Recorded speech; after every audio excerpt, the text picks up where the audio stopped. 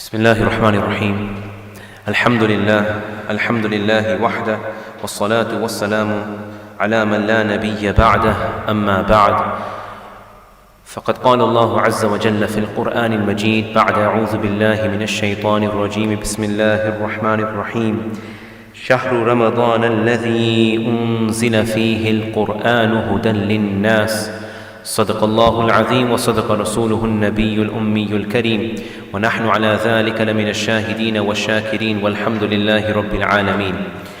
Most honorable elders, dear respected brothers, my youth and my young, marhaban bikum, welcome to the circle of knowledge. And indeed the circles of knowledge, they are blessed by Allah subhanahu wa ta'ala, and great virtues have been recorded in the ahadith for these circles of knowledge. من سلك طريقا يلتمس فيه علما سهل الله له به طريقا إلى الجنة. The person who treads the path of knowledge, Allah subhanahu wa ta'ala, by the virtue of that path, by the virtue of that pursuit, Allah subhanahu wa ta'ala makes his path to Jannah easy for him. Right now, each one of you is a student of knowledge. So, glad tidings to the students of knowledge. Rasulullah sallallahu alayhi wa sallam, when he had a choice to join a halaqah, when he came to Masjid Nabawi sallallahu alayhi wa sallam and he saw different halaqahs taking place, then he chose to join the halaqah of knowledge, as that is the preference. And in the ahadith it also comes that the virtue of learning a chapter of knowledge is greater than performing many nafil salawat, many nafil salahs that we perform. So knowledge is great, knowledge is high, knowledge is lofty, knowledge is valuable. And inshallah today we aim that in the duration that we have together until Isha Salah, we are able to go through a chapter of knowledge in terms of fasting. And something specific we'll do towards the end will be specific rules related to Ramadan and fasting.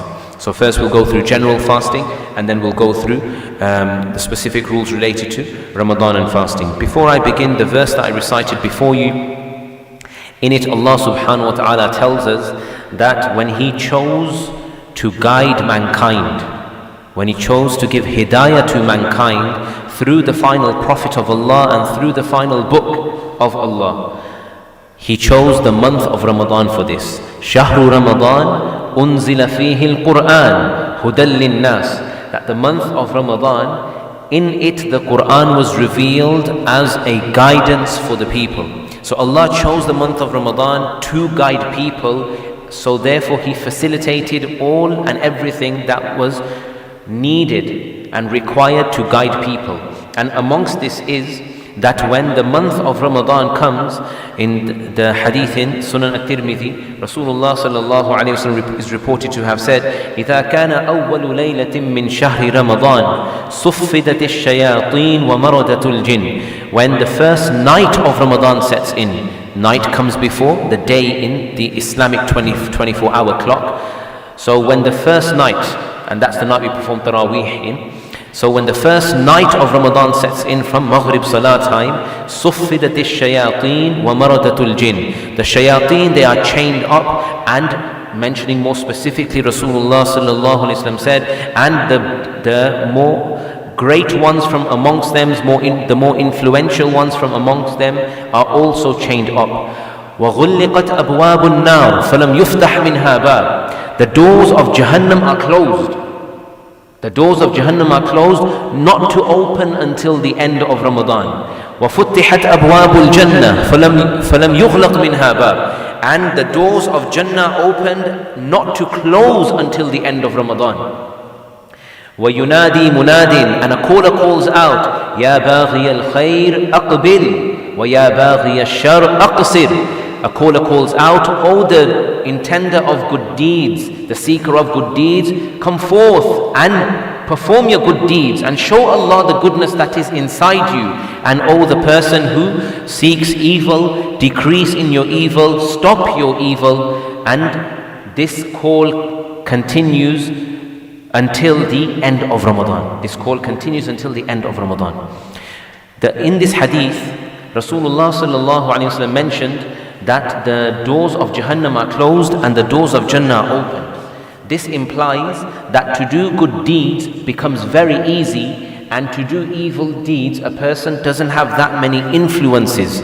So with the shayateen, or the most influential ones from amongst them, locked up, it makes it less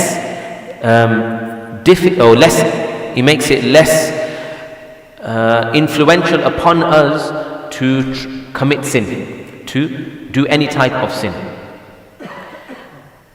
From the ease that Allah subhanahu wa ta'ala has created for us to perform good deeds, one is of course revealing the Quran in the month of Ramadan. Means the month of Ramadan in itself is a season that makes doing good deeds easy and makes doing evil deeds hard. But at the same time, Allah subhanahu wa ta'ala stipulated an act of worship in the month of Ramadan, which is classified as a pillar of Islam, which is Sawm and fasting. So throughout the whole year, Rasulullah sallallahu alaihi wasallam would fast, but this was optional. But when it came to the month of Ramadan, not only would he fast the entire month, but also his ummah, we were instructed to fast the entire month. Allah subhanahu wa ta'ala says in the glorious Quran, Ya ayyuhalladhina amanu, kutiba alaykumus siyam, kama kutiba ala alladhina min qablikum la'allakum tattaqun. O those of you who believe, fasting has been prescribed upon you. It has been obligated upon you as it was obligated upon the people before you. لَعَلَّكُمْ تَتَّقُونَ, so that you can achieve such a level of consciousness of Allah subhanahu wa ta'ala that you do not disobey Him. Taqwa. And that's what you call taqwa. And with regards to this act of worship that was stipulated upon the ummah to also fulfill in the month of Ramadan, because it would support their cause. What's the cause? Gaining guidance. What's the cause? Gaining hidayah, gaining taqwa. To support it, fasting was prescribed. That not only is this a season that what's beyond your control, Allah subhanahu wa ta'ala is doing things in the spiritual world to facilitate you to gain this guidance and this taqwa, but you also have to make an effort, and this effort is fasting. With regards to that effort, Allah subhanahu wa ta'ala says in al-Hadith al-Qudsi, narrated in Sahih Muslim, that kullu amal ibn Adam yudha'af, that every action of the son of Adam, every good deed, it is multiplied when it comes to giving reward. So one good deed a person gets the reward times by 10. But not only that, Rasulullah sallallahu alaihi wasallam states, al-hasanatu ashru amthaliha ila sab'i mi'ati dhi'f, that this 10 rewards can even go up to 700 rewards, depending on factors of what level of struggle did you have in doing this good deed. So somebody, for him to wake up for Fajr Salah is easy. Why? Because he wakes up 365 days a year anyway. So for him to now wake up day one of the next year, it becomes easy. It's easy for him. But somebody who has no habit of waking up for Fajr Salah, and tomorrow you say to him, you have to be in the masjid for Fajr. He will too be in the masjid for Fajr, but his struggle is greater. So even though the amal is the same, the amal is the same, Fajr is Fajr, amal is the same, but one aspect of how it's differentiated is in terms of the effort it took to accomplish this good deed. Therefore the reward of 10 hasanat for one good deed, it goes up to 700 depending on many factors, one which is struggle as well.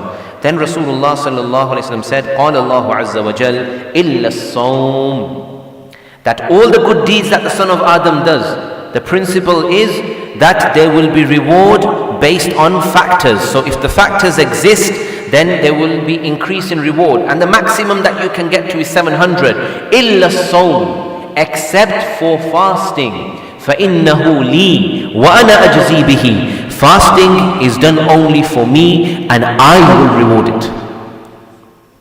I will reward it. And this means that I will reward it in a manner which is unlike the manner of how I reward the other good deeds. So the other good deeds, there is hisab. What have you brought? So here you get for what you've brought. But for fasting, I will reward it, meaning that the amount of reward that will be given, even Allah subhanahu wa ta'ala doesn't disclose to us that's how much reward there will be. Say subhanallah. May Allah subhanahu wa ta'ala give us the life to fast this month of Ramadan. We're still not there, brothers. There's no guarantee. So keep humble and keep praying to Allah subhanahu wa ta'ala.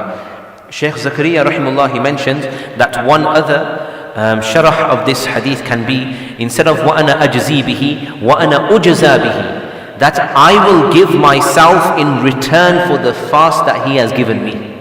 My slave gives the fast, I will give myself in return, meaning I will give my ma'rifah, I will grant him my recognition, I will grant him my closeness, I will grant him my association and my nearness in return for the fast that he gives me. So you gain Allah by fasting. Say subhanAllah.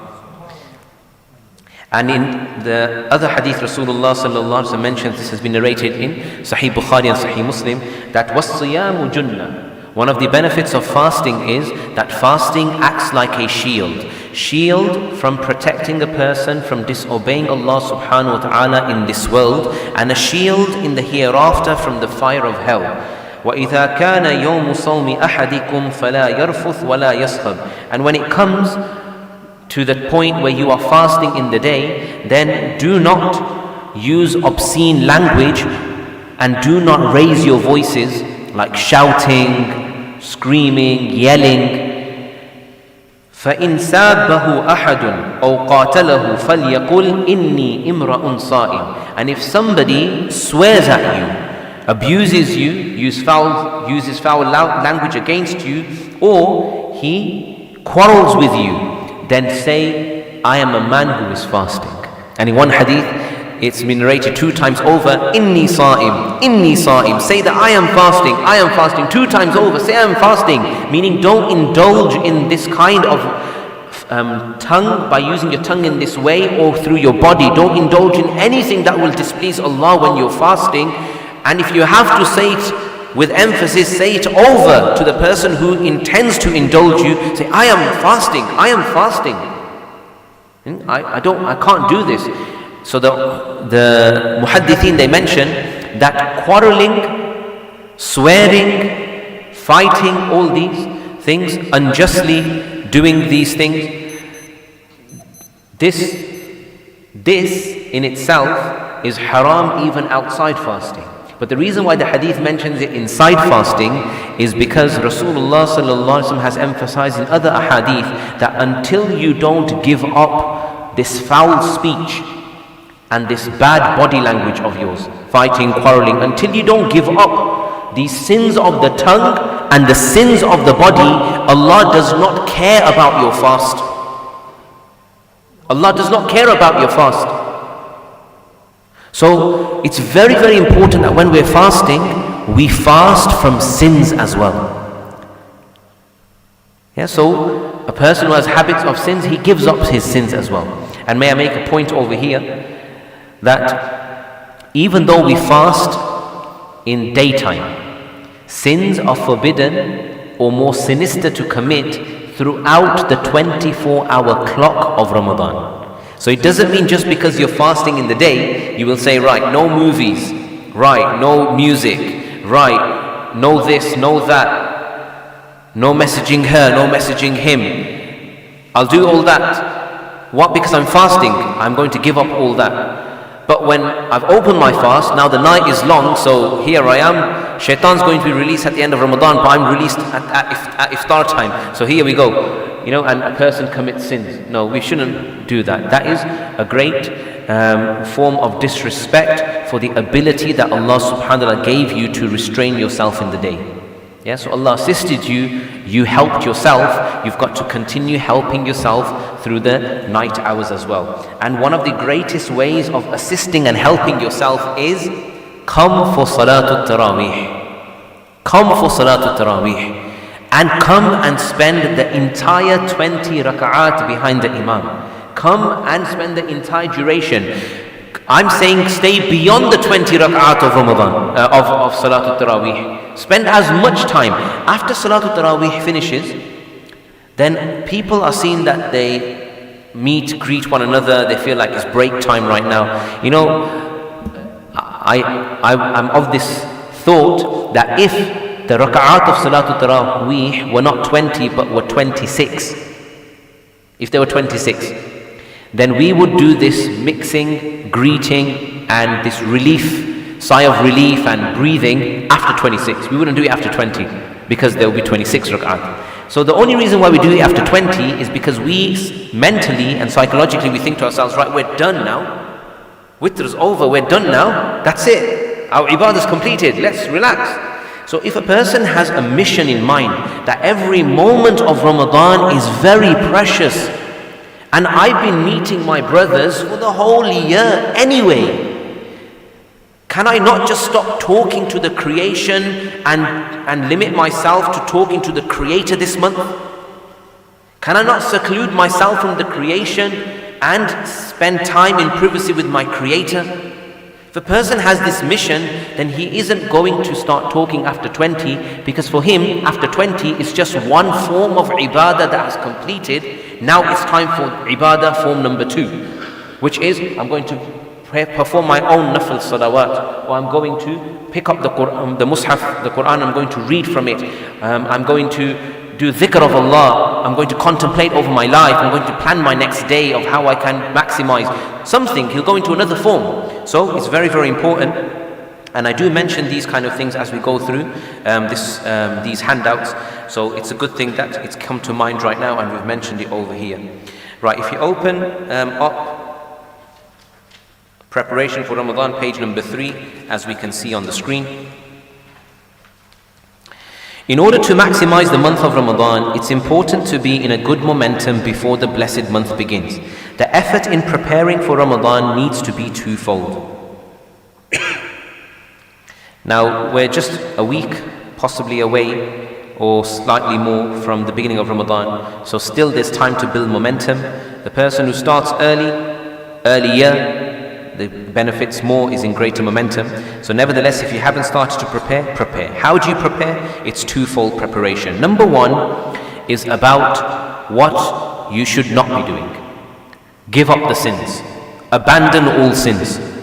That's the first thing to do. Because tattaqoon, when Allah says in the Quran that this month is given for tattaqoon, so that you can become people of taqwa, develop that level of consciousness of Allah subhanahu wa ta'ala that you do not disobey Him, then that's our task number 1, isn't it? Fasting, objective isn't to stay hungry. Objective isn't to stop the relationships between husband and wife. No, the objective, these are the things that you have to do in order to achieve the objective. The objective is tattaqoon. The objective is giving up sins. So, the preparation is twofold. Number 1 is what you don't have to do. And this, I say, is the easiest, because you just don't have to do anything. So imagine a person is listening to music. For that, he has to think, which is my best favorite track? Right, is it downloaded? Which is the new one? And he has to make effort. Maybe he has to subscribe. He has to spend money. He has to what not he has to do. He has to waste electricity. He has to do so many things in order to sin. If he's meeting up with his friends to go out, then it's meeting up, then it's who's treating tonight, and there's more money expenditure, and what am I wearing, and these shoes are gone, I need to buy new trainers.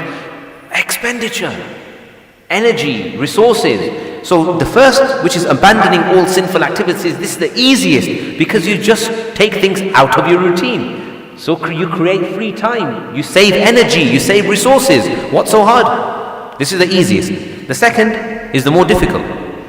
So the second is aiming to increase in all good deeds. And this is by what you are already doing, improve the quality, increase the quantity, and develop consistency. Improve the quality of what you're doing. So if your 2 rak'at salah takes you 2 minutes, improve the quality, improve your recitation, extend it, make it 2.5 minutes. And I always give this tip every Ramadan, is that I did this about 5 to 6 years ago, and alhamdulillah, I benefited a lot and I'm punctual with it, is that I increased my tasbihat of my ruku' and my sajda from 3 to 5. I said to myself, I will not get up from ruku' until I've said Subhana Rabbiyal Azim 5 times.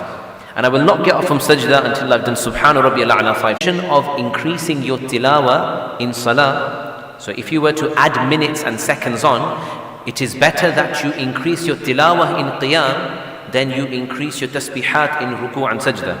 Yeah, so even though it's the opposite, but even for that there is a method as well. And this method is very easy again. Yeah, so take whichever one you want. Take both. Take both. It's sale today. You're getting everything today. So the sale for this is that let's say in rak'ah number 1 you do Alhamdulillahi Rabbil Alameen, that surah Fatiha is done, and you add another surah and you read Tabbat yada abi lahabin wa tab, yeah? Or Qul a'udhu bi rabbil falaq, whichever one you read. Qul ya ayyuhal kafirun. All you do with that surah is say it 2 times. Yeah? Repeat it 2 times. And it's not haram, and it's not evil, and it's not bad, and you won't displease Allah. Yeah, you're only going to recite more Quran. You know, there's no time to go through the hadith, but there's a companion came to the Prophet ﷺ and said, we were on a journey, you appointed this person to lead a salah, this other sahabi, and in every rak'ah he would recite Qul huwallahu ahad. Every rak'ah. So he may be reciting other surahs as well, but he would not miss Qul huwallahu ahad in every rak'ah. So Rasulullah ﷺ called him and said to him that, why were you doing this in every rak'ah? Qul huwallahu ahad, Qul huwallahu ahad, Qul huwallahu ahad. So he said, it's because of my love for this surah. My love for this surah. And Rasulullah ﷺ did not condemn him. Did not condemn him. So to repeat the same thing, I'm telling you in 1 rak'ah, if you were to do that same surah in every rak'ah, this is what this scenario is about, but I'm just telling you in the same rak'ah, repeat the surah 2 times. So you can say, I'm going to increase my qiyam, my standing before Allah, when I'm doing my tilawah, by repeating the same surah 2 times over. So I'll do surah Fatiha plus the next surah 2 times over. Same in the next rak'ah. Surah Fatiha plus the next surah you're going to read 2 times over. Now your qiyam is extended.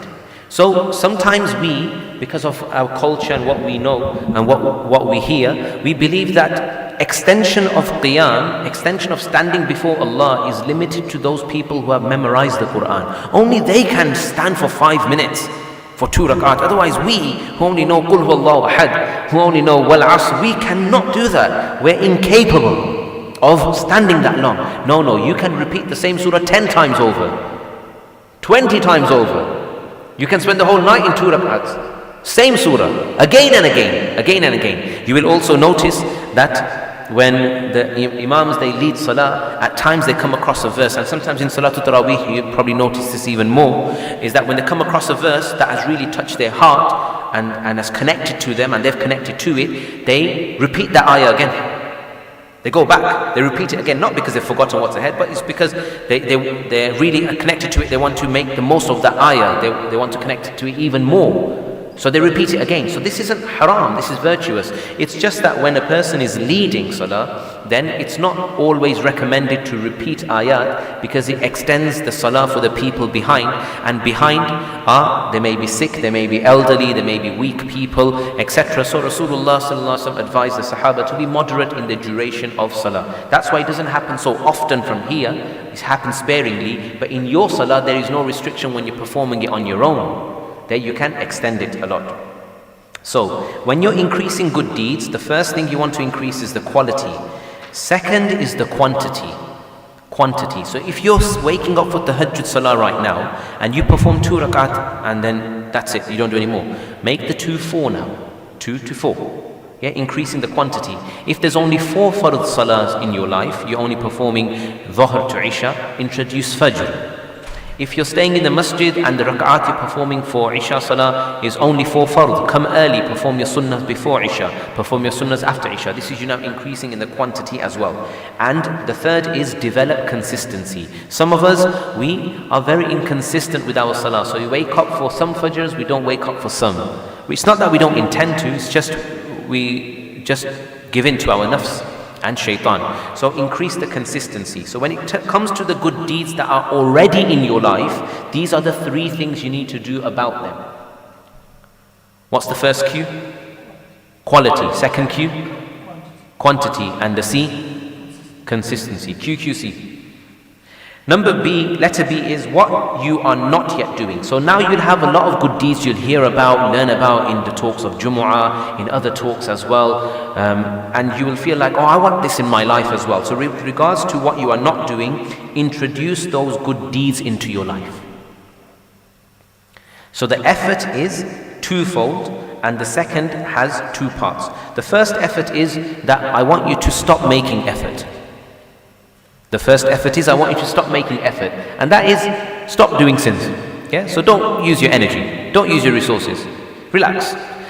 Second is I want you to try, I want you to make effort, and that is in good deeds. What's in your life, you have to improve the quantity, so quality, quantity, and consistency. And what's not in your life, bring it in your life as well. May Allah give us the tawfiq. Ameen ya Rabbil Alameen. What is Sawm?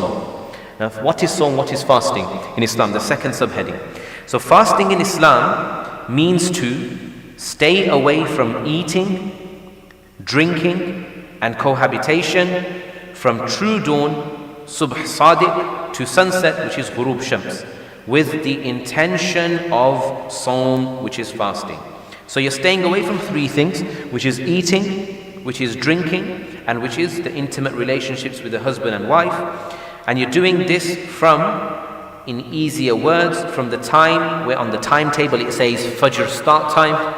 You're doing it from there and until where it says on the timetable maybe sunset, or you might say iftar or adhan of Maghrib. You might say something of that sort. Timetables, they are different in terms of wording, but that's what you're looking at as an indication, and these are technical words. With the intention of Sawm. So you have to actively have the intention of fasting. If you don't actively have the intention of fasting, then you'll be hungry without reward. There are actions that contribute and equate to your intention. Yeah, so if you wake up for suhoor and you don't normally wake up for suhoor, and you wake up for suhoor because you don't do it normally for 30 days in a row, so you wake up for suhoor, that means you have intended to fast. So now you don't need to literally say after the suhoor that let's everyone be quiet now and repeat the intention with me. Oh Allah, and everyone says, oh Allah, we intend to fast for you, this following day, for your pleasure, Allah accept. Or you do in Arabic, whichever way, the intention you do. So you don't need to literally do that. However, I do say though, that similar to the intention of Salah, despite you don't need to do it literally, because intention is to do with the qalb and to with the heart, I still say that if you do it verbally, you are reinforcing your intention by using extra limbs of your body now as well. So using your tongue, then you're going to hear it yourself, you're going to use your ears, which is going to then start functioning your brain again, and it's going to start triggering your thought processes as well. So even though intentions technically do not need to be outspoken, nevertheless it is good. It's a good habit to say them out loud. It's good. But if somebody comes to you and says, oh, what are you doing? Intentions of the heart, and somebody wants to go down that route with you, you just need to say, I understand that intention is not necessary via the tongue, but I'm just doing it for reinforcement. But it is good. It is good. The conditions required in order for a fast to be valid. A person needs to be a Muslim, otherwise there is no reward for his good deeds. He needs to have the intention, like we already said. And the third is for women, for only that they need to be free from two conditions, which is the menstrual and postnatal bleeding. Alhamdulillah, we have already had a sisters fiqh of fasting course that happened after Dhahr today. So if we do come across any sisters issues, we're going to skip them, but they are in front of you and you're free to read them. Next is different types of Sawm. Now, we are already running very short of time. I know there's 1 hour, but trust me, there's not enough of what we need to go through. So I'm going to go through this very briefly. If you don't fully grasp it, you've got it in front of you, go read it after, inshallah. Yeah, so different types of Sawm. There's 8 types of Sawm. I'm going to leave out the Arabic terminology here. I'm just going to do in English for you, just for your ease and so we can move quicker. So the first type of Sawm is that Sawm which is compulsory and you have to keep it on specific days. Which fasts are that in the month of, which fasts are those? The month of Ramadan ones, yeah? They're compulsory, you have to keep on specific days. So that's fasting the whole month of Ramadan. The second type of fast is it's compulsory, but it can be kept on any day. So that is when a person omits the fast of Ramadan due to some kind of an excuse, and hopefully that's a valid one, then when he's doing his makeup of those, the nature of the fast is compulsory, but of course there's no fixed days when he should be doing it. However, he should make an effort to do it as soon as possible. The third and fourth types of fasts, technically then there's a difference between compulsory and necessary. Yeah, so there's fard and there's wajib. Yeah, there's reasons why they like that, but again, we're just trying to save time, so we're just going to say necessary fast now.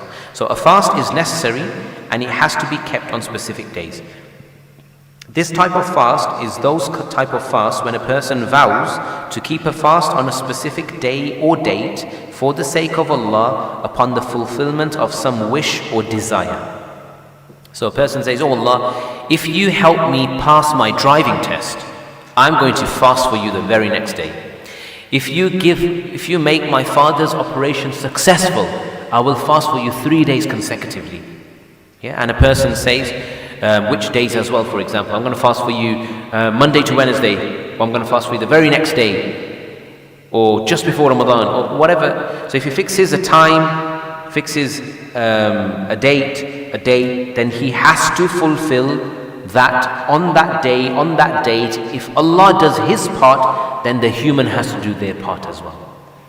The fourth type is that fast which is necessary but can be kept on any day. And that is the example where you still make this vow before Allah, but you don't fix a day or a date. So you say to Allah, "Allah, if you help me pass my exams and give me A's in everything," it's not, A's, B's and C's are gone nowadays, so it's 9s and whatnot there.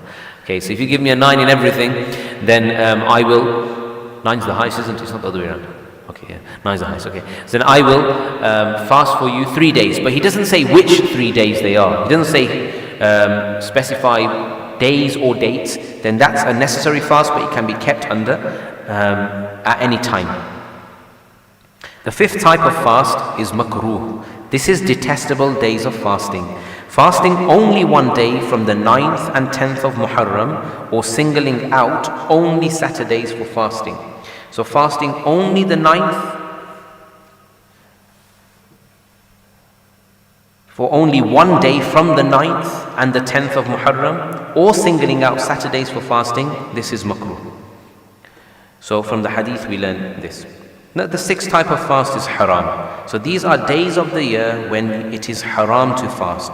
These are 5 days, and this is because Allah enjoins you and encourages you to celebrate these days, and part of the celebration is eat as well. Eat as well. So you cannot fast those days. So that is number one, Eid al-Fitr, and Eid al-Fitr is the Eid that is after the month of Ramadan. Then second is Eid al-Adha, and that is the Eid after during the days of Hajj. And the third, fourth and fifth days are 3 days after Eid al-Adha, because it doesn't stop on the day of Eid al-Adha specifically for that Eid.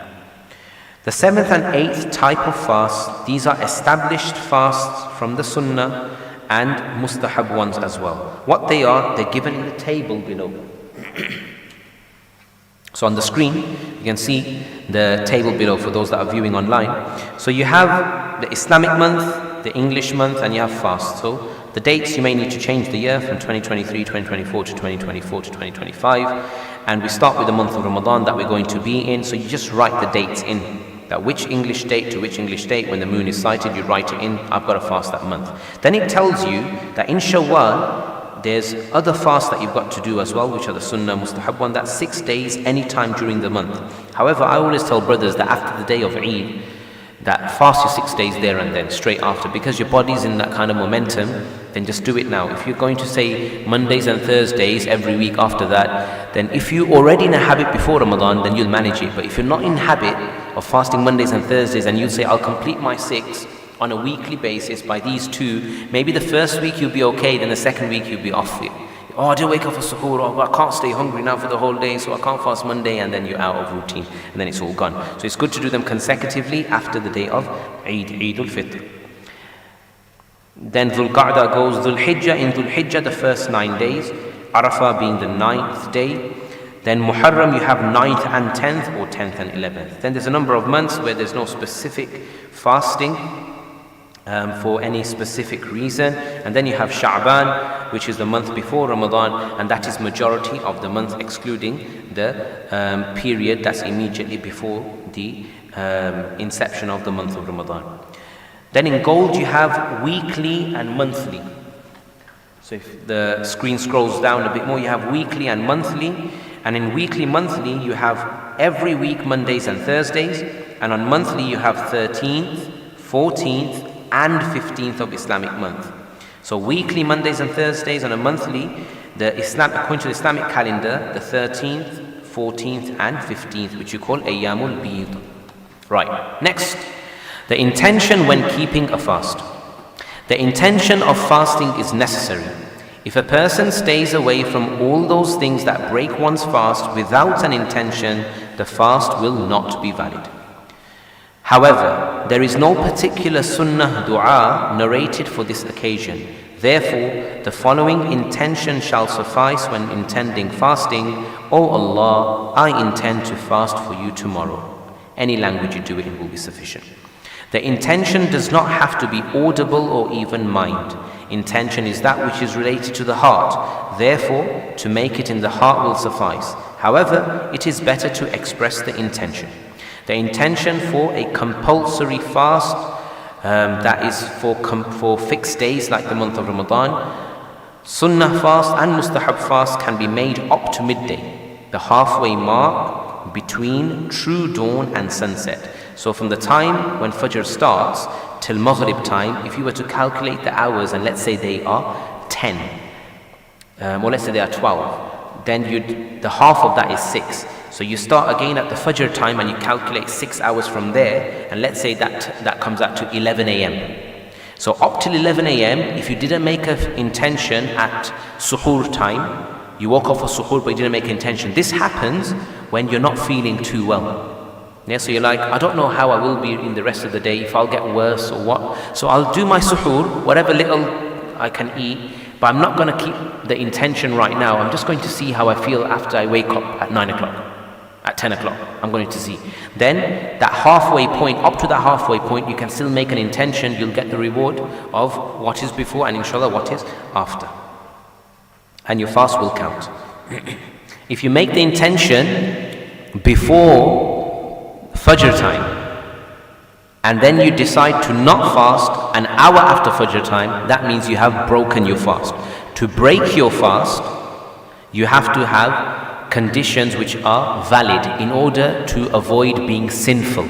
So if you have valid excuses and then you break your fast, that's okay. And you should refer to your imams about these valid excuses if you come across a situation. So if you don't make the intention and you're not well, then whether your health, whatever condition it is, if you don't make the intention later on, then you haven't broken the fast necessarily. But if you made the intention, then you broke it for a feeble excuse, then a person is sinful. But the condition for this is that if you're going to make a fast up to that midday point, you can't have committed any breaking fast act up to that point. That's the condition. So you can't say, I'll make the intention later, but I'll have breakfast at 8 o'clock. And then by 11 I'll make the intention. No, you can't do that. You couldn't have committed any breaking fast act. The intention for a fard fast, which is not on specific days like you're doing your qada and making up your missed fast of Ramadan, or for a necessary fast where the days are not fixed, this must be made before true dawn. So for the make-up fast like this, or where the days are not fixed, you have to make your intention before the time of Fajr. You can't leave it to after. The dua at the time of opening a fast. So on the screen you'll see, Allahumma laka sumtu wa ala rizqika aftartu fataqabbal minni. Turn the mic up. When I say screen, I'm just hinting to the brothers at the back to keep scrolling. So you just carry it in your paper. So this dua, Allahumma laka sumtu wa ala rizqika aftartu, this is a shortened version of probably an extended one that you may have learnt when you were in the maktab, in the madrasa. This is, "O Allah, I fasted for you, and upon the provision provided by you, I have opened my fast." This is narrated in Sunan Abi Dawood. The extended one is has further elaborations that, "Oh Allah, I trust in you as well. Allah, accept this from me as well." So we're not saying it's haram to do that, and we're not saying there's no benefit in that. But if you do this on its own first, Allahumma laka sumtu wa ala rizqika aftartu. After that, if you want other kind of conversations with Allah, then by all means have your other conversations with Allah in any language you want about your intention, elaborating on it. But try and keep the sunnah dua in its sunnah form as you're reading it. Thereafter, you can separately ask whatever other intentions you want and make them with Allah. The second dua, I really like this one, is ذهب الظمأ وابتلت العروق وثبت الأجر إن شاء الله. The thirst is gone, the veins are moistened, and the reward is assured if Allah wills. This is a beautiful dua. So of course when you drink after the whole day of fasting and you're really thirsty, you really feel this. Now, both of these duas, the ulama have always taught us that these duas, you read them before you open your fast. Whereas the position for these duas technically is after you've opened your fast. Yeah, because both of these duas are in the past tense. Yeah, I fasted for you, so it's done now, the fast is gone. My thirst is gone, that means you've already drunk something. So technically they're supposed to be after. There's no harm if you do it before. It's not like it's wrong, but technically it's after. So the dua when you eat, what is it? What is the dua when you eat something? Bismillah wa barakatillah. So that's what you would normally say when you eat your iftar as well. You start Bismillah wa barakatillah. You'd say that. Then you'd put the date in your mouth, then you'd drink some water, and then you'd say this dua. But the reason why the ulama don't say this or encourage this is because of our weakness, we may completely omit this dua. So once that first date goes into our mouth, then everything goes out of our mind. When the first sip goes into the mouth, everything goes out of our mind. So then seldom do we remember anything after that besides the pakoras and the samosas and what's in front of our eyes, the delicious foods. So that's why they say just do it before at least it's done and it's said part of that occasion.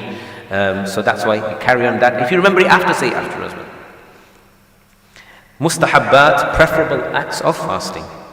To delay the suhoor, the pre-dawn meal, as close as possible to true dawn. So what we're saying, that on the timetable you'll have Fajr start time, end of suhoor time. So to delay that meal that you're going to have before, which we call suhoor, to delay that as much to that end, this is preferable. So when we say delay it meaning don't eat that suhoor in the first portion of the night. And say, I'm just going to drink a glass of milk. I've had my iftar, done it, now I'm not going to wake up for suhoor, this is my suhoor. Somebody who does that, for example. Or I've stayed awake late, I'm just going to eat now, then I'm going to go to sleep.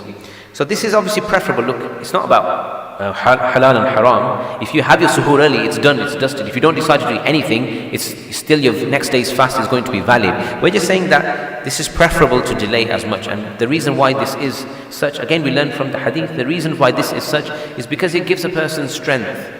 Because his meal has been close as possible to Fajr time, so that means the amount of time of fasting will be reduced.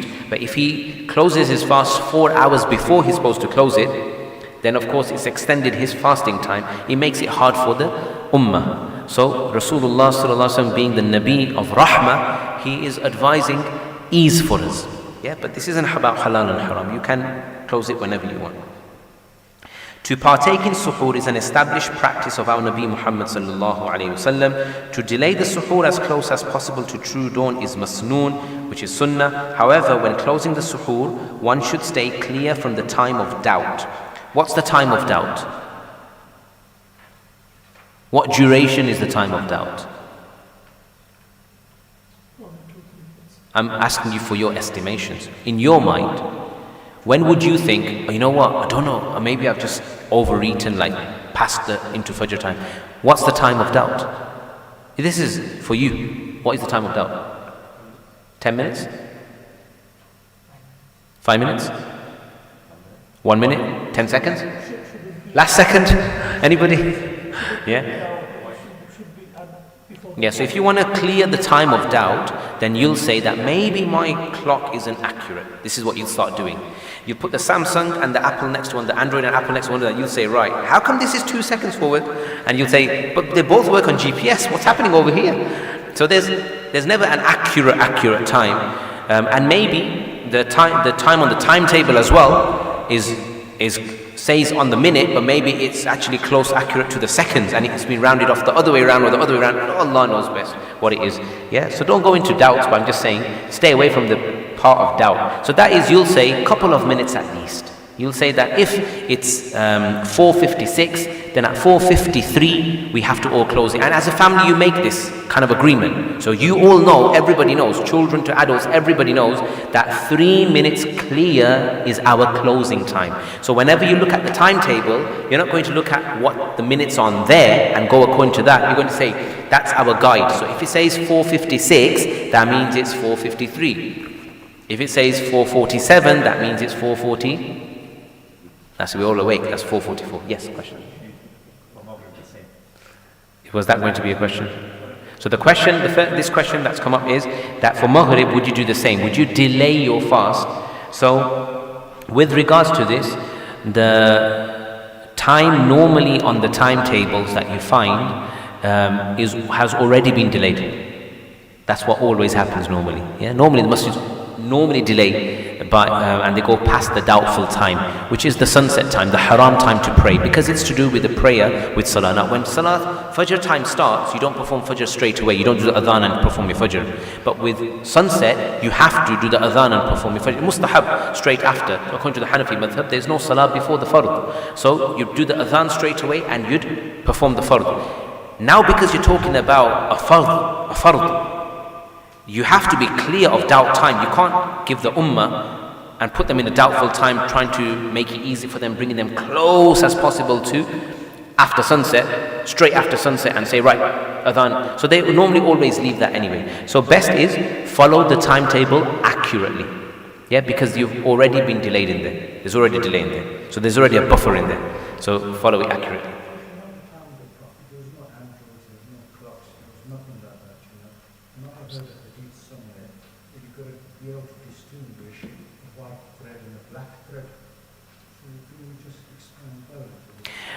So the question here is that at the time of our Rasulullah sallallahu alaihi wasallam, there was no clocks. So they would assume the day and the time of the day by the movement of the sun. And the brother referred to an ayah from the Quran that where you are able to differentiate khaytul abiyad min al khaytil aswad. So there's no time for that explanation, but I will give it to you after this, inshallah. Personally, I'll give it to you. For us, we have times, alhamdulillah, and for UK, what if you try to do the differentiation of like that is very difficult, because the position of where we are on the globe makes it difficult, which is why we have the Ramadan moon fights.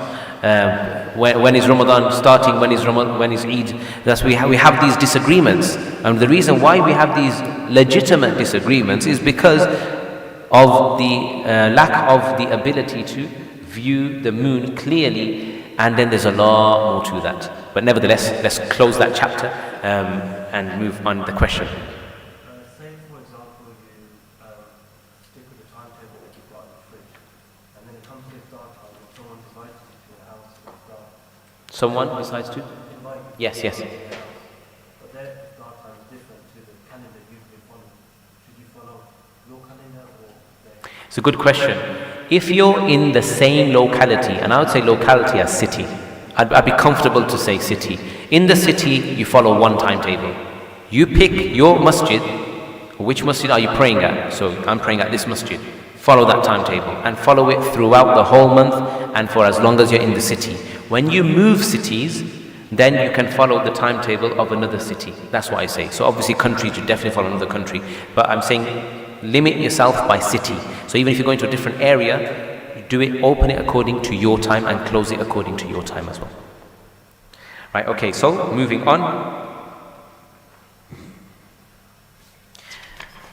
The next point, despite suhoor is stressed, an intention made without having done suhoor will suffice.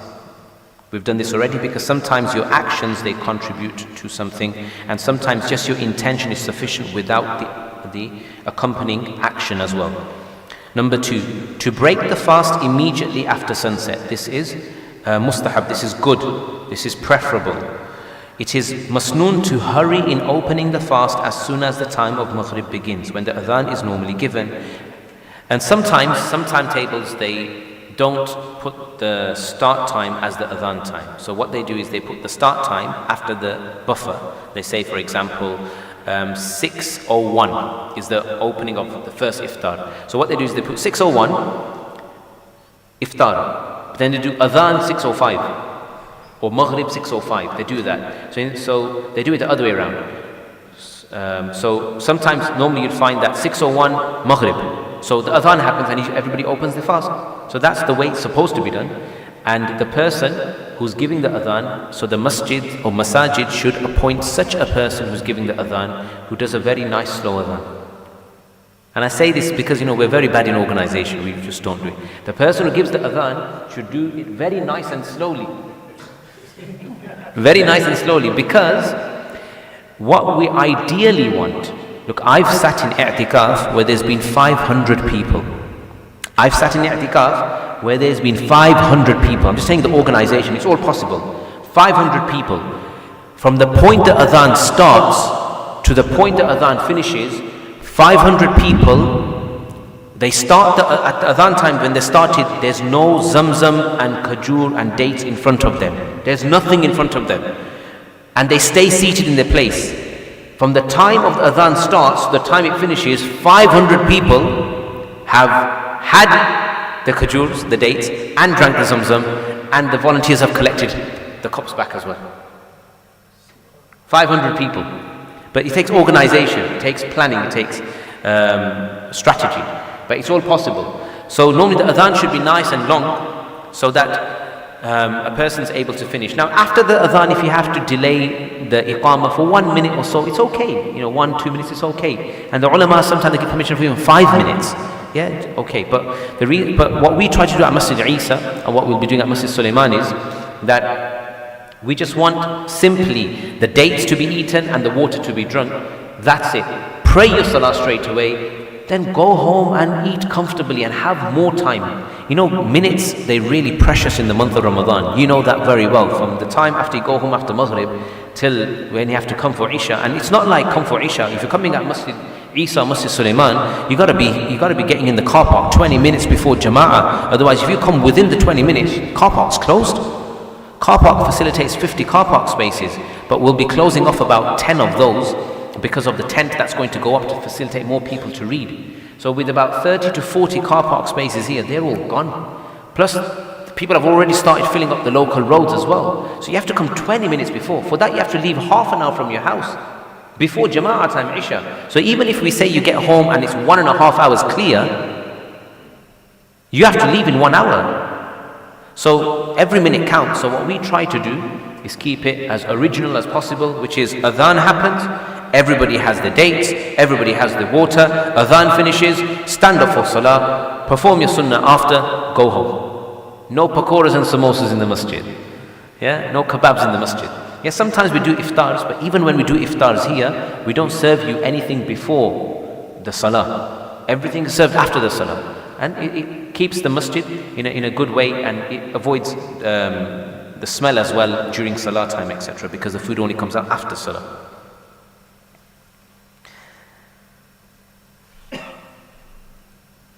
Number 3, to open one's fast with dates.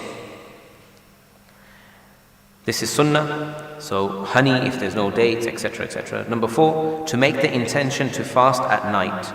So to have your next intention for the day, do it from the night, the reward will start there. The makruhat, the detestable acts whilst fasting. To chew gum, rubber, plastic items, or such things such as chewing the top of a pen, which normally people who sit at the desk, they do.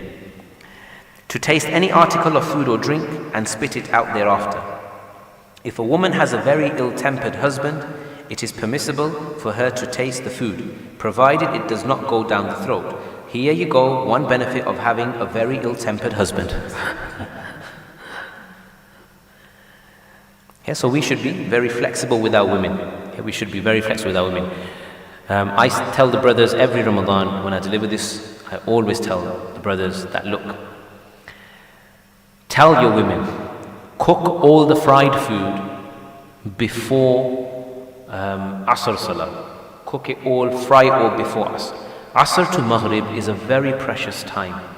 Dedicate that to Allah. The way you allow me to go to the masjid and dedicate my time to Allah, why should I burden you and tie you to chores of the house, and for my stomach and my flavors and my taste and my likes and my desires that I like hot food, fresh, fried there and then, served on the plate there and then. Why should I tie you down for my satisfaction like that?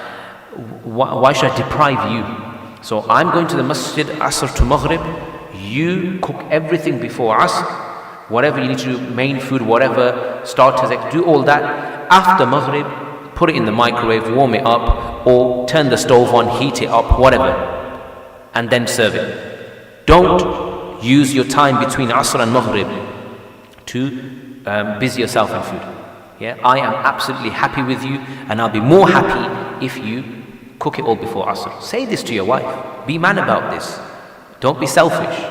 Yeah, and say it to your wife and tell her this, and make life easy for her. I would still say that majority of the women would still say that no, it's okay, I'll do my dhikr whilst I'm cooking, I'll do my tilawah of the Quran whilst I'm cooking, but I want to serve you, you've been fasting all day, I want to serve you hot, fresh, straight off the stove. They'll still say that, and it just goes to show how much they love you and how much they care for you. Yeah, but you release her from the burden.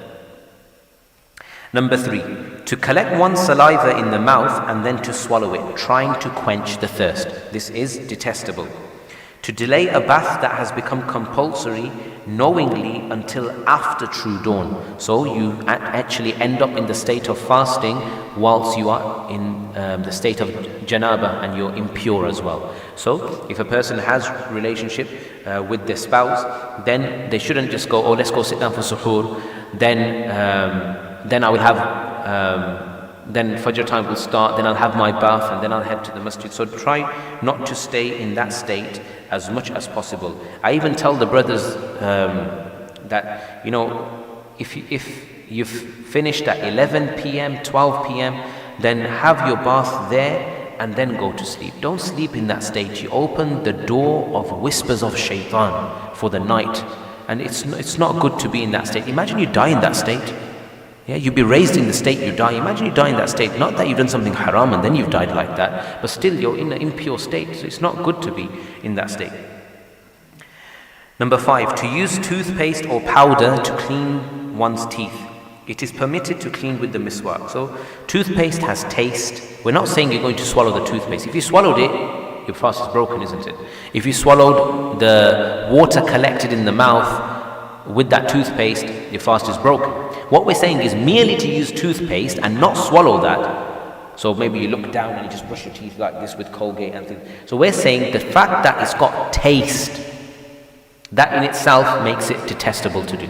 The fact that it's got taste, yeah, even though you don't swallow it, even though when you gargle you still manage to save yourself. The fact that it's got taste is makruh. So that's why you should use the miswak. Even the miswak, natural miswak, some of them have a good taste. Yeah, so the ulama, they say that those miswaks that have strong tastes, you should avoid them as well. Strong tastes. Yeah, some have very sweet tastes. Yeah, so you should avoid those ones as well.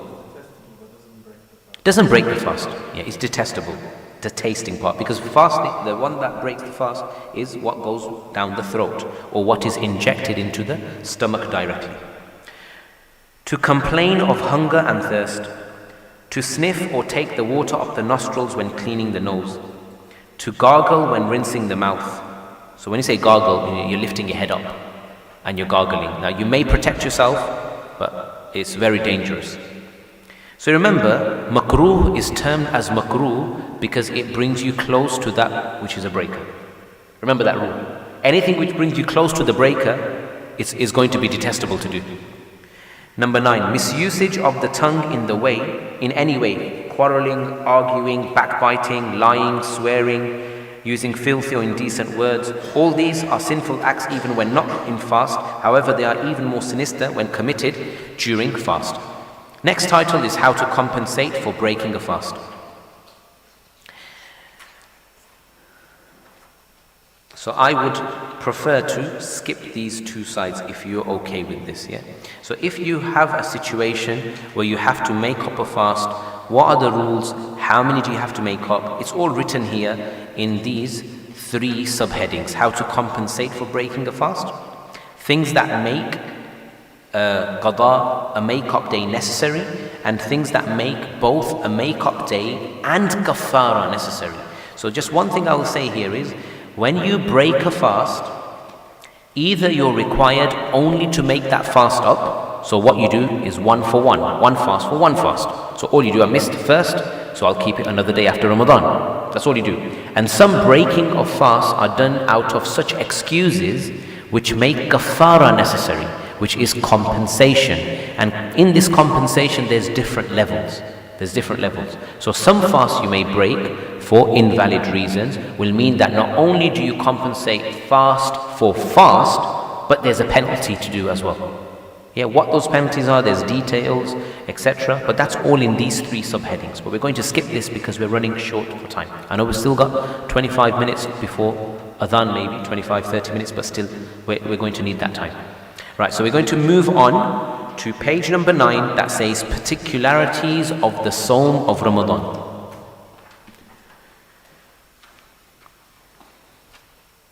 The importance of Sawm. Fasting in the month of Ramadan is one of the 5 pillars of Islam. The objective of Sawm. Fasting has many health-related benefits. However, the reason why Allah has made fasting compulsory is that we become people of taqwa. Pious, Allah-fearing, Allah-loving, Allah-conscious, to that extent that we don't disobey Him. Upon whom is Sawm compulsory?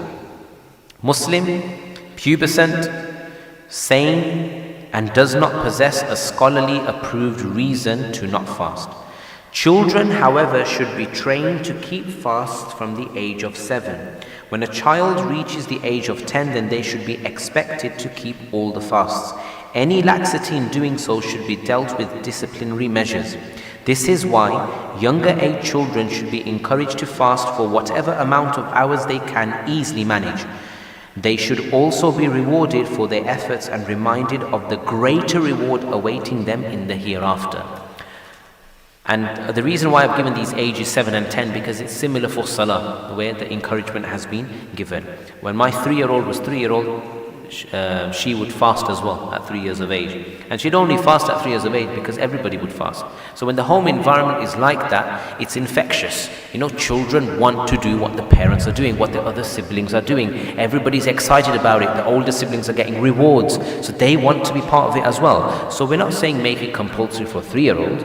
We're just saying that if they show interest, then tell them, okay, your fast is that you're having no crisps at snack time. That's your fast. And if you do that, you'll also get the same reward that your older siblings get. It's some training according to the age and the capacity of the child. The intention. The intention can be made from Maghrib of the previous day up to the halfway mark between early dawn and sunset. We've already discussed this.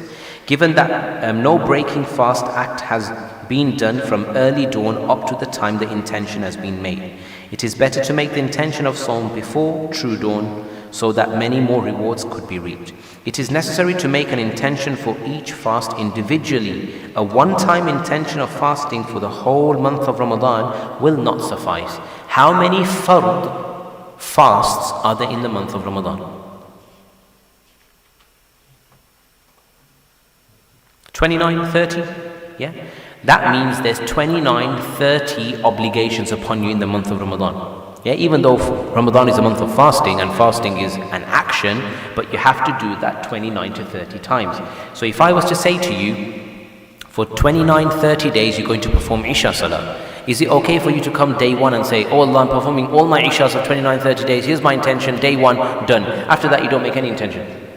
No, because for every salah you're going to have to make an intention, even though it's for 29, 30 days and it's the same salah. Similarly, even though the fasts are the same fast, which is the month of Ramadan, but for every fast you have to make an individual intention. Again, if you're doing suhoor every day, then that contributes to your intention. It's done. It equates to your intention, it's done. But you have to make a point to make an intention for every fast. Next, who is exempted? Sick people when their health is likely to be badly affected by fasting. However, they need to make up for the loss a day for a day when they recover after Ramadan. Number 2, a Shar'i traveler, one who is undertaking a minimum journey of 48 miles from the outskirts of the city and does not intend staying more than 14 days at his destination. This differs according to the fiqh that a person is following. This is according to the fiqh of Imam Abu Hanifa rahimahullah. However, it is better for him to fast in Ramadan than keep qada later, provided the journey is not a tiresome one. Our journeys are not like the journeys on camels and donkeys. So therefore, if you still feel with the AC running or it's colder months, you know, you're not going to go thirsty. If you still feel that even though you're traveling for all this time, you still feel that I can keep a fast, then it's better you keep it with your journey than do the make-up for it after. One person was telling me that, I would rather keep one fast in the month of Ramadan than make up 1,000 for that fast after Ramadan, because the feeling is not the same. That's what one person said to me. Just one fast. That when you keep that same fast out of Ramadan, it's just not the same. You don't feel that. And it also affects your ibadah as well. You know, your motivation you have for worship. When you're fasting, you have greater level of motivation for worship. So try all your best to keep them in Ramadan. If a Shar'i traveler completes his travel before sunset, then it is compulsory for him to fast for the remainder of the time. If up to then he has not done anything that would have invalidated a fast, then his fast can become intact. Number 3, if it is feared that hunger or thirst will lead to death, it is permitted to break one's fast. I see brothers who look like that. I don't know if they feel like that. But if you feel it's going to lead to death, then permitted to break one's fast. But normally we are okay. A woman in menstruation, recommended actions: avoid eating, drinking openly. So, we're going to leave that number 4. Number 5, we're going to leave number 6. Where's 5? Number 6, number 7, number 8, we're all going to leave that because that's done with the women already. Compensation fidya. Now I'm going to leave this section out. This is for those people who were not able to fast in the month of Ramadan and their health is such that the doctors have said to them that they will not recover in the foreseeable future. So the reason for why becoming exempt from fasting in the month of Ramadan was given to them, that reason still exists after Ramadan, and it exists for the foreseeable future. So they can't do anything about it. They can't make up the fast. They just can't do it. So tomorrow there's going to be the health and fasting program, so there'll be more discussion about this then. But what we're saying here is that for such people, they can give compensation whilst they are alive as well. If they've been told that the illness is such that there's no cure for it, therefore the reason why they've been made exempt in Ramadan, that reason is going to exist after and for the long time. So they can give fidya and they can give the compensation in their own life. And sometimes this fidya is given after a person passes away as well. Next page. This is a separate handout, but it's been attached to this document that you have over here. This is Fiqh of Fasting. Does this break my fast? Clarification of commonly asked questions. The blood of a nosebleed travels down the throat. Breaks the fast. Bleeding from the gums but not swallowing it does not break the fast. To have a blood test, you're extracting something from your body, doesn't break your fast.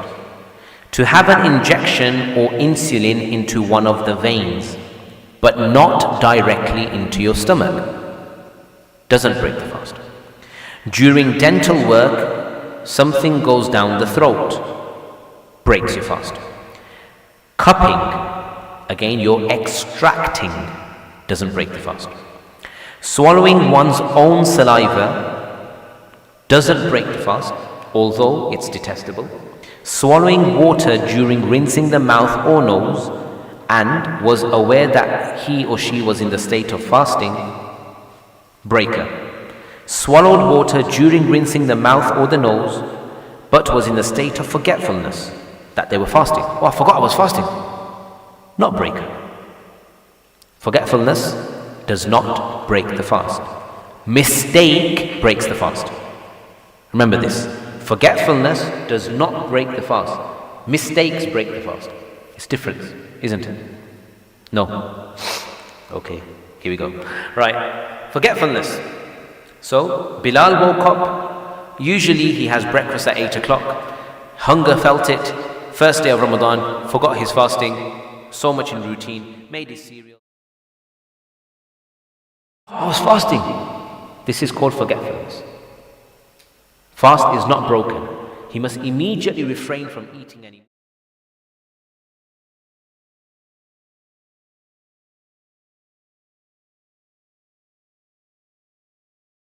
Bilal knows his fasting. Breakfast he didn't have, lunch he didn't have, came snack time, someone offered him. He was well aware he's fasting, and he said, you know what? He's a non-Muslim. If I don't take a bite at least, I won't eat it though, but I'll just take a bite. He's a non-Muslim, I can't upset him. He won't understand what this fasting is. He'll think I'm extreme. So I'll just take a bite. I know tasting is bad, but I'll just take a bite. I'll keep it in my mouth. He took a bite and he ended up swallowing it. This is mistake. Mistake, his fast is broken. Now he can't make up for it. He can't carry on. He can't say, oh, no, but Allah, I won't do it from now on. Can I carry on this fast? He can't do that. That's mistake. His fast is broken. Then you have to go and refer to whether it is qada only or whether it is compensation with it, like we said in the previous part of the handout which we went over, which we skipped. And then he must see the rulings over there and then confirm it with the scholar. So that's forgetfulness and that's mistake. Next, to have something as small as a pea stuck in the mouth, it remains in the mouth. So let's say you had your suhoor. After you had your suhoor, you closed your fast, made the intention. Then you found that, hey, this rice piece or this is meat pieces between my teeth. As long as it's in the mouth, if you take it down, it doesn't break your fast. As long as you haven't taken it out. Because if you take it out and then take it in, that's taking in now. If it's already in, then it's no taking in. Yeah. To have something even smaller than a pea, but it differentiates, isn't it? So to have something even smaller than a pea stuck in the mouth and to take it out the mouth and then swallow it. So the fact that you took it out and then took it in, this breaks your fast. To eat or drink intentionally after eating or drinking forgetfully breaks your fast. Yeah, so you had your cereal. So nobody would do this normally. I'll tell you when this would happen. So Muhammad, 18 years old, doesn't know much about rulings of fasting or anything like that. He had his cereal in the morning, realized he made a mistake. Then he thought, you know what, my fast is broken. So he went on his to college. Then also at that point he had some snacks, had his lunch, came home, told his father, you know, Dad, in the morning I forgetfully I just ate something, so I thought my fast is broken. So then I had a full day on, and just ate. So this is him eating intentionally after eating forgetfully. This scenario means his fast is broken. Alright, to vomit a mouthful intentionally. Please take note of the exact wordings here. To vomit a mouthful intentionally breaks the fast. Meaning, if you don't vomit a mouthful or you don't vomit intentionally, they're not going to break your fast. Both have to be found. Any form of vomiting doesn't break any other form of vomiting doesn't break your fast. To put medicine in the nose, it breaks the fast. The channels are clear to the throat. For water or medicine to enter the ears or the eyes. This generally does not break the fast. However, if a person has a ruptured eardrum, which again creates access to the throat, and he puts medicine in his ears, or she does, this will break the fast. Using lip balm, there may be some kind of a taste to it, but it doesn't break the fast. To smoke, vapor pens, hookah, etc., does break the fast. Using an inhaler, the most precautious of opinion is that it does break the fast. But if you do use inhalers, refer your specific case to a mufti and get your own response, personalized response. Nicotine patches, they're not put on your stomach, they don't enter your directly into your stomach, so it doesn't break your fast. To use the miswak in the state of fasting doesn't break the fast. Recommended act, rather. Taking, someone asked me once that does biting nails break your fast? So I said, only if you eat them. If you take them down your throat, yes they do. But if they don't, then if you're not going to do that, then it's not going to break your fast. Of course, you may get some flavors from it, maybe some gosh and some curry flavors after suhoor, you don't make flavors from it, that's going to make your fast makruh, but it's not going to break your fast. Taking showers, even if it is taken to cool down, this does not break your fast. To have a wet dream, it does not break your fast.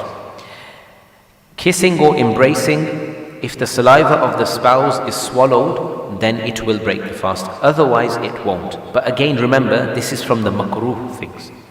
Yeah? Any kind, again, let's repeat what we said as a principle earlier on, the usul. The usul is anything which may lead you to a breaker is detestable. Yeah? So this kind of close relationship between spouses, where there's close contact, it can lead. So therefore, it's detestable. Don't do it whilst you're fasting. Then we have penetration or to masturbate. Any one of these two will break the fast. Any one of these two will break the fast. Now there's difference of opinion according to the madhab that we're following of how much of the private part of a male must disappear or enter that would constitute to the fast being broken. But simply, if you just leave it as simple as that, penetration breaks the fast, that's sufficient for now. And any details you require, let's say a person ended up in a scenario and they pulled out much quicker and they didn't do complete penetration, then they can go and ask the mufti and the scholar, the imam, the ruling, then they can have the separate ruling for that. But general rule, remember this. And to masturbate also breaks the fast as well, just remember that. To ejaculate due to intimate playing with one's spouse. Now this is that you did not enter, nor did you have the intention, but you couldn't control, so without even entering you ejaculated just because of that arousal. So this will break the fast. That is the end of this handout. We have, alhamdulillah, 10 more minutes so we can go through the Ramadan planners. So if I can ask the brothers in control of the screen to, if they can, inshallah, is it possible to put on the planner? Or technical difficulties? Okay, that's fine. That's fine, no problem. It's okay. Yeah, if you can, please. What's going to be given out to you? What's going to be given out to you? The orange is going to be the Ramadan planner for the brothers. Right hand side, Sunnah to start from the right, so if you're ever given anything to distribute, start from the right, inshallah. So, the orange is the planners for the brothers. No, just give it out. This is pink, this is for the sisters. Just give it out to them, inshallah. And the pink, no, it's not the same. It's not the same. The orange is for the brothers and the pink is for the sisters. So each one is given to you. If you feel you want more planners, then please ask Hafidh Hussain, who's giving them out for more copies. If you feel like I want some for my children, some for my brothers, my other family household members, other relatives, etc. The pink ones are for the sisters, the orange ones are for the brothers. If I can have one as well. So we're going to go through the brothers one. sisters' ones you can give to them at home, inshallah. Wife, daughter, children. So of course it's one per person. Right, so we're going to go through the orange one. Ramadan planner, make this Ramadan count. Life of a believer, daily planner. The fast that I have kept. So you tick from 1 to 30. Allah give us 30 days this month of Ramadan. Last year when I was in i'tikaf and I heard 29, I was utterly disappointed that Allah, I didn't make the most of 29 days. Only if I had one more day I could have pleased you. So may Allah give us 30 days in this month of Ramadan. May Allah give us 30 days in this month of Ramadan. Oh, okay. No, we're supposed to ask for ease, I know. It's just that the opportunity is so incredibly valuable that if we understood the value of it, then we would truly be saying Ameen all night. Ameen, Ameen, Ameen, Ameen. Okay. Now the next box is to tick off from left to right is Fajr, then Dhuhr, Asr, and then between Asr and Maghrib in the masjid 20 minutes before Maghrib. Look, we're aiming for 20 minutes, can be half an hour, can be Asr to Maghrib entirely. You can change that and edit that according to what you're aiming for. Try not to aim less than that, try to aim more than that if you're going to aim for something different to that. Then I read my Maghrib in the masjid. Look, Salatul Maghrib in the masjid, we're in winter times now, and the amount of time we have gap between Maghrib, Iftar and Isha is big. Yeah, it's not your normal 1.5 hours only, and in that Iftar happens, Salah happens, and you got to be back in the masjid. You know, your durations will start somewhere like, we're trying to start it at 2 hours to 1 hour 45 minutes. Then when it goes to 1 hour 45 minutes, bring it up to 2 hours again. Trying to keep the adhan time to the jama'ah time, 2 hours. So there's enough time. Pray your Maghrib in the masjid. Pray your Maghrib in the masjid. Open your fast with your brothers over here. Yeah, open your fast. You can keep Nafil fast outside of Ramadan and open them with your family there, etc. Ramadan, make it a point that I want to do as much ibadah to perfection. Practice not only the compulsory but the necessary, but the sunnah as well, and the preferable acts and the nafil acts as well, optional. I want to do as much in the month of Ramadan. Pray your Maghrib in the masjid. Inshallah, dates and Zamzam is on the house. So come here and open your fast over here.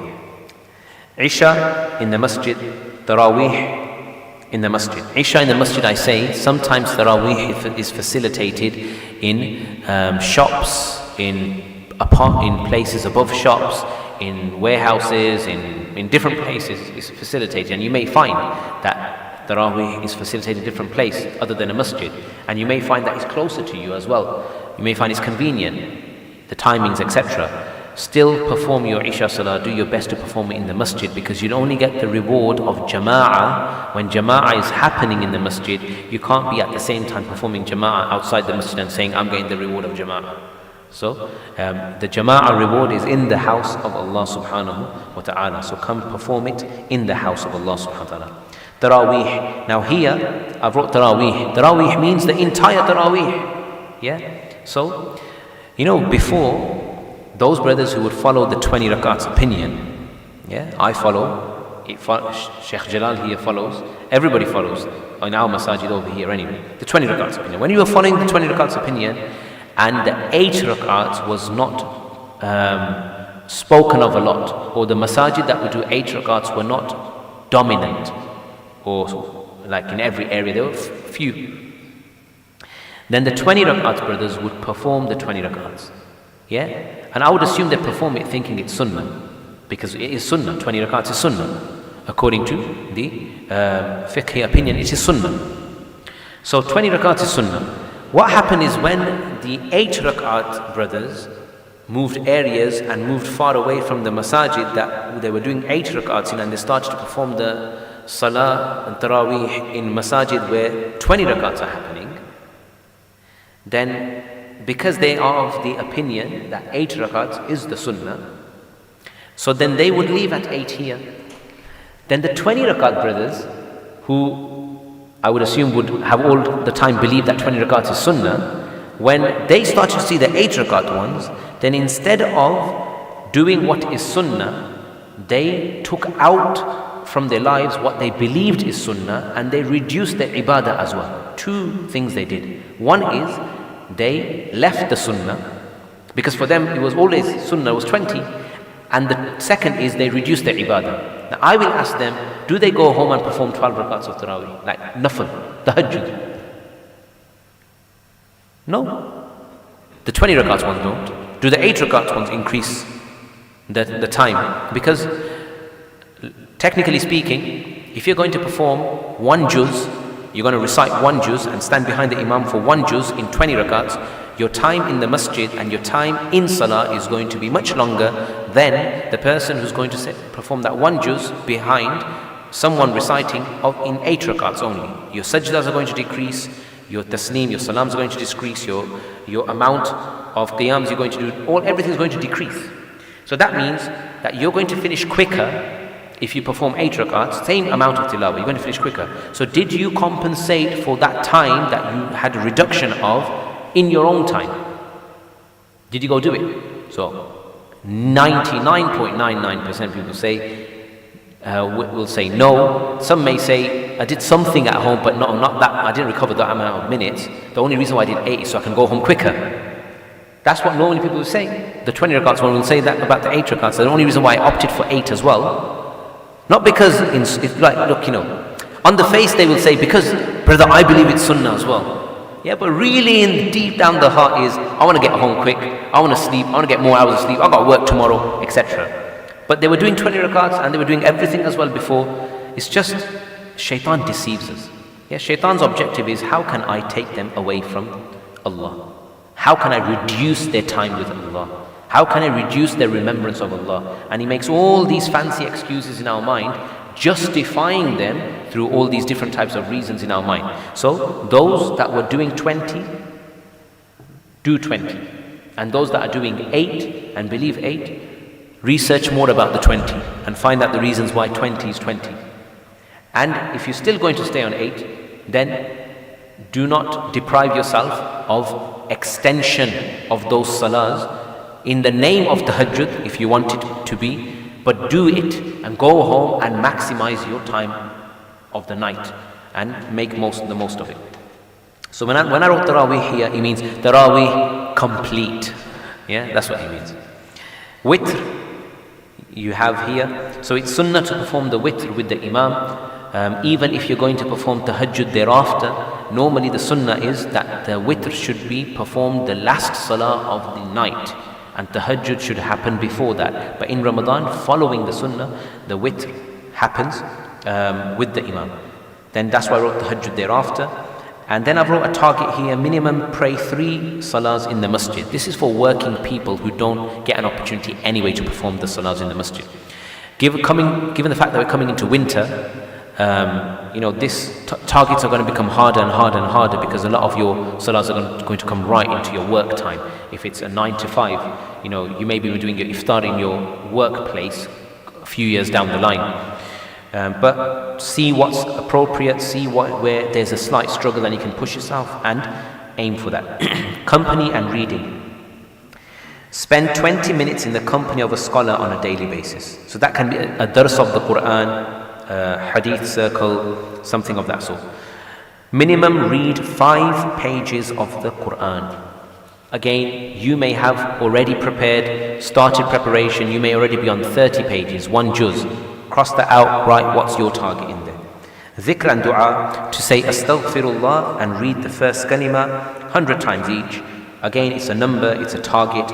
You want to do 300, you want to do 500, you want to do 1000, replace it. Durood, salat and salam upon our Nabi Muhammad sallallahu alayhi wa sallam, 300 times, it's a number. You can do 3000, replace it. Make dua for the Muslim ummah and my parents.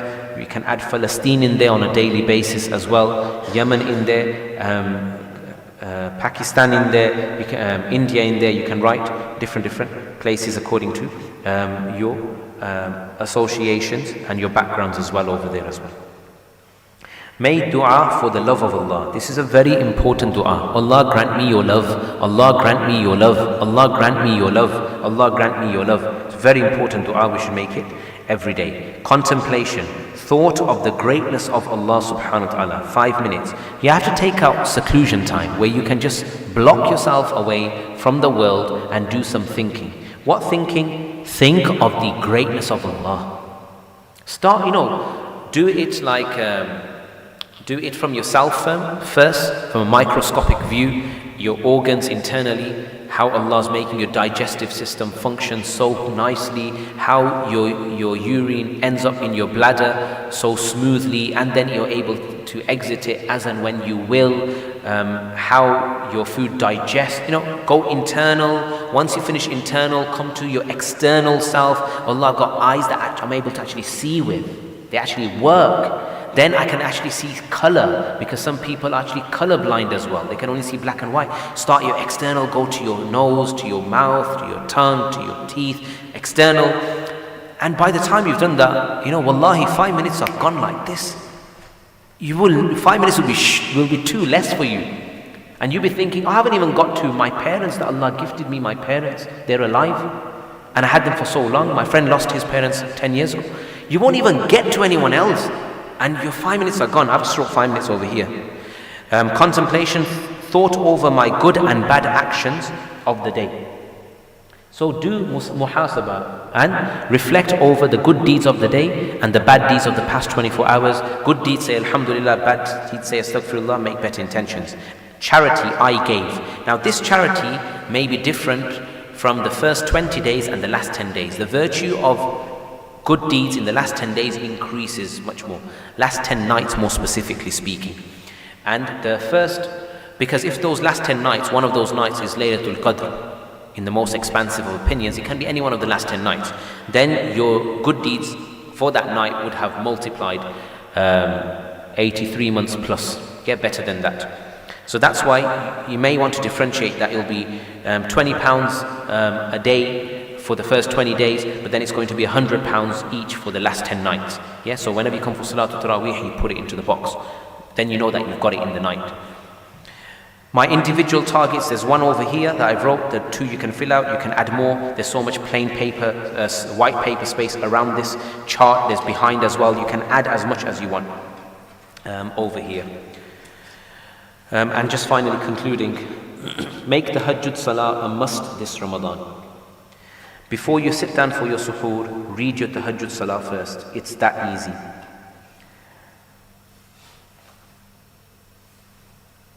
And upon that we're going to inshallah conclude. If you want any more planners, they're over here available. The brothers, the sisters as well. Are you giving the spare ones back? No, the sisters ones have they all given up? Or they're distributing? Okay, that's fine. The brothers' ones are still here. If anybody wants a spare copy, you can inshallah ask for it. May Allah subhanahu wa ta'ala accept our sitting, accept this circle of knowledge that we were in. Anything good that has been said, may Allah subhanahu wa ta'ala accept that. And it was from Allah, may Allah give us the ability to practice upon that. And anything wrong or evil that was said is from myself and shaitan. May Allah subhanahu wa ta'ala protect us from that. And may Allah subhanahu wa ta'ala give us the ability to stay upon the straight path. And this Ramadan, may Allah subhanahu wa ta'ala give us life to see in the entirety of it. And may Allah subhanahu wa ta'ala help us maximize it, so much so that when the day of judgment comes and Allah tells us that it is this good deed because of which you're going to go into Jannah, may it be this Ramadan. Ameen ya Rabbil Alameen. Subhanallah bihamdihi, subhanallah al-azim, ashhadu an la ilaha illa anta, astaghfiruka wa atubu ilayk. Ameen.